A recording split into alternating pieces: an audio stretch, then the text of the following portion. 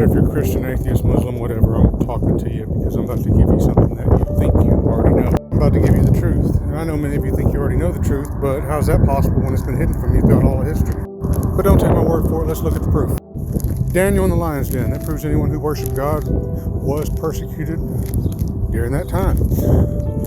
King Herod's attempt to murder Jesus at birth proves that people who worshiped God still were being persecuted and gave Jesus motive to hide, which fits the Messianic secret.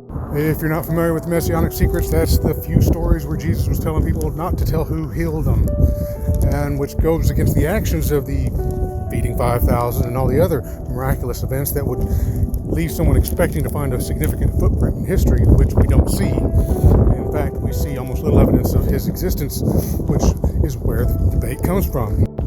Now let's move into a little more recent times. Prophecy of the Popes, for anyone not aware of it, one of the most accurate prophecies. The author is unknown. The reason the author is unknown is because he was hiding from persecution. Now, even in more interesting recent facts.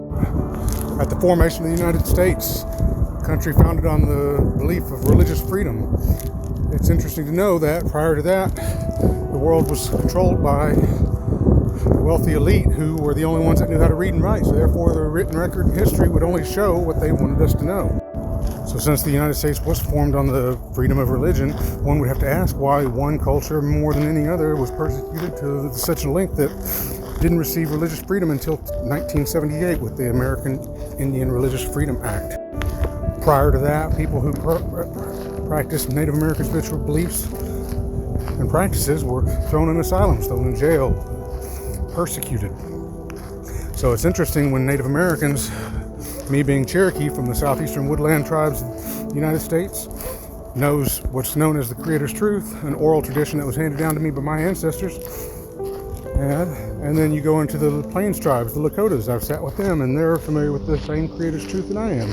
And then all the way up into the Pacific Northwest. Now, the migration of the Native Americans from Asia to North America happened over more than 10,000 years, and during the last ice age. And well, considering that there was multiple migrations over the course of thousands of years, all the cultural identities and cultural differences that developed, including languages, which developed after separation, indicates that the Creator's Truth that's known to tribes across the U.S. is older than our migration. And that puts it in Asia, which makes it older than the Bible, older than the Quran, older than the Torah. Now, let's go even further. Now, with those words being that old, at the end of it, it says, remember these words forever, for I will not speak them again. Well, God's not a liar, and he's only going to say things once if he says he's only going to say it once. And so therefore, he would have had to say those words during a time when humanity was in one single location in order for it to be spread out throughout all the tribes. That makes the Creator's Truth known to the Native Americans as old as 50 to 60,000 years old, and dates it back to Africa. Now, you can argue with me if you want, but you're going to have to provide proof.